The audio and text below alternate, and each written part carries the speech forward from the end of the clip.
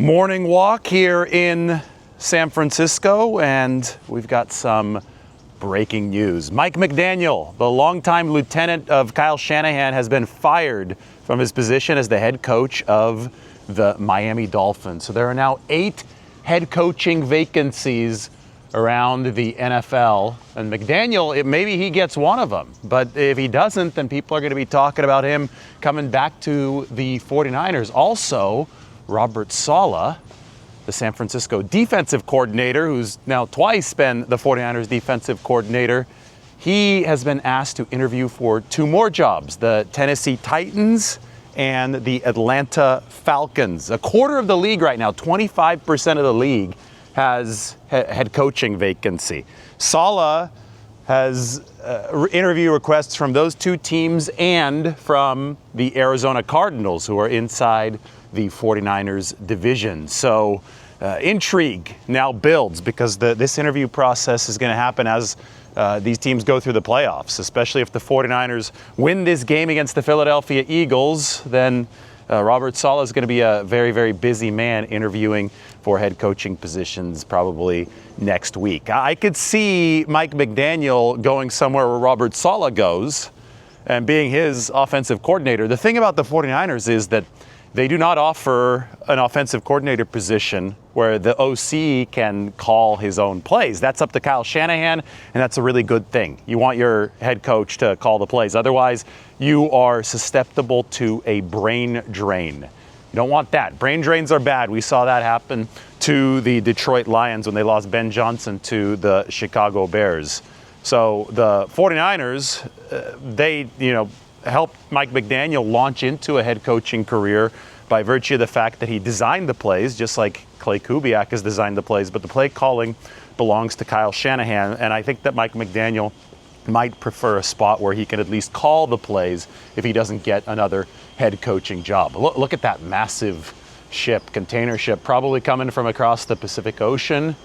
It is about to go underneath the Bay Bridge. That is Yerba Buena Island and Treasure Island in the distance. The 8 head coaching openings right now: the Dolphins, Ravens, Giants, Titans, Falcons, Cardinals, Browns, and the Raiders. We, by the way, are by Coit Tower right now, a monument to the city of San Francisco's firefighters, which is perched here atop Telegraph Hill. You could pan all the way up and you could see to the top of Coit Tower. Beautiful, beautiful spot. I'm here walking around the base of Coit Tower with downtown San Francisco and the skyline behind me. Beautiful morning and really quiet up here. They haven't even opened the tower yet, so you can't even walk up the tower yet, but it's a good time to talk about the 49ers who, we could discuss play calling and tie this into this next game against the Philadelphia Eagles. San Francisco is going to have to be on top of P's and Q's, and that's up to Kyle Shanahan. If he doesn't have Ricky Pearsall, and I'm going to be headed down to practice here in just a little bit, but if there is no Pearsall, that means that the 49ers again will have separation issues on the outside, and I think it's going to be time for Kyle Shanahan to be very, very creative. And by that I mean maybe some 3 tight end sets. George Kittle, Luke Farrell, the blocking tight end, and Jake Tonjes. Tonjes didn't get any snaps last week. And that was a little suspect to me because he was the hot hand coming off such a good game against the Chicago Bears. And without Ricky Pearsall, I mean, it seemed that the 3rd tight end would make a lot of sense. The Rams, Sean McVay, has made hay using 3 tight end sets this year. It seems apparent that the 49ers may have to break their norms in order to have some success against what's a very, very good championship caliber Philadelphia defense. And yes, Brock Purdy is going to have to save the 49ers because either way, they're going to be shorthanded on some level offensively. No Brandon Ayuk for San Francisco means that the 49ers cannot generate space downfield the way that they had planned to when they signed him to that big contract. So Ricky Pearsall became a bigger hinge point. If there's no Pearsall, well, then you start to become in really big trouble. The math doesn't work for the 49ers on the outside. One interesting thing about this game against Philadelphia, it is an unusual matchup in that these 2 teams could not be more stylistically different when it comes to managing the clock. So you can see here, Philadelphia likes to drain the play clock. They like to take it all the way down to under 2 seconds if they can on every single snap. And the 49ers like to move very quickly. And that's because the 49ers are an offense-forward team that is aiming to take as many snaps as possible, to fire as many bullets as possible, because they know if they get as many plays as they can, then the laws of probability will say that they'll ultimately succeed. The Eagles, meanwhile, want to shorten the game. They don't really like their offense. I wouldn't either. If Jalen Hurts was my quarterback and going entire halves without a completion and Saquon Barkley was struggling, they want their very explosive defense, which has a pressure rate of over 40%, which can just get after you if it's in sprint mode. They want that defense to be able to press pedal to metal on every single snap. So they try to shorten the game, minimize the play count that the defense has to be out there on the field.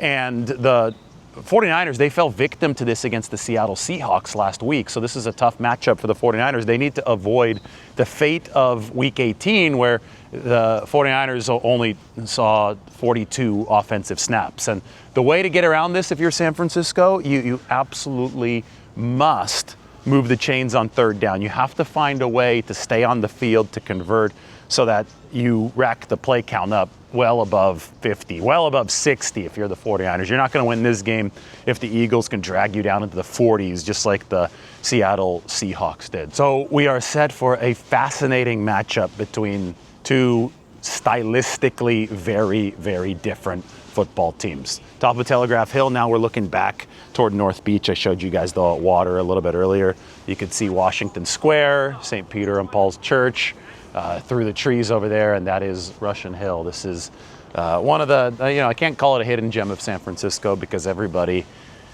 sees where Coit Tower is, but I feel that few people make it up here. Lombardi herself, I took her up to Coit Tower the other night, and she's like, oh, whoa, this is cool. Now I have my geographic picture of the city completely, full circle. Everything now makes sense to me. The place that I showed you with the cable car and the Brock Purdy sign, that is La Rocca's Corner in North Beach, which is just down the hill here from Telegraph Hill. So Mike McDaniel, the tenure there in Miami, remember the second year he got up to 11 wins. They went in 11-6, but they couldn't do anything in the playoffs. They lost in the cold to Kansas City. That was, I think, the high water mark for Mike was in that season. They went put up 70 points on the Denver Broncos. Remember, it was 70-20 was the final score, and everybody was saying, oh, well, this is the future of the NFL. Nobody's going to stop the Dolphins. People always say that about an offense. I don't know which offense it's going to be every year, but it's a different offense every year. Everybody crowns it as unstoppable in the first month of the season, but it's not easy to sustain offensive play as the weather gets colder. I mean, not everything is as nice as we have it here in the Bay Area. It is chilly, but it's good dry weather. It's not the West Coast everywhere. And the Dolphins ultimately ran into problems in the cold. I don't think that Tua is a great quarterback because he lacks mobility. So once things broke structure, the Dolphins were a bit handcuffed, and it ultimately led to the demise of Mike McDaniel's tenure. They started 1-6 this year, but despite the rally late in the season, the Dolphins were unable to get over 7 wins, and Stephen Ross, after meeting with Mike McDaniel, decided that a change needed to be made. McDaniel is going to be a sought-after offensive mind. He was that coordinator for the 49ers in title in 2021, and he did very good stuff under Kyle Shanahan. I'm sure Kyle would love to have him back in the building, but something tells me that Mike might want to call those plays, and that's not something that's going to be on the table in San Francisco. So let's keep an eye on where Robert Saleh goes. Those NFL vacancies right now, I could read all 8 of them for you. The Dolphins, obviously. Ravens with John Harbaugh being fired. The New York Giants. The Tennessee Titans, where Saleh has been asked to interview. The Atlanta Falcons, also a Saleh interview spot. The Arizona Cardinals, a Saleh interview spot. The Cleveland Browns, and of course the Raiders. The Raiders were interested in Saleh in the last hiring cycle. So all of this picking up steam. It's going to be fascinating. I am going to be headed in, well, what direction? Probably this direction. That Levi Stadium is straight ahead toward where that sun currently is rising, maybe a little bit to the right of that. I'm going to be making that drive down because it is going to be time to cover the 49ers on this Thursday ahead of their playoff game against Philadelphia. Everybody from Coit Tower, let's move over here. Let's see it. Can we? No, maybe not. So it's a little bit blocked by the trees. But from Coit Tower, we're signing off. I'll talk to you guys soon.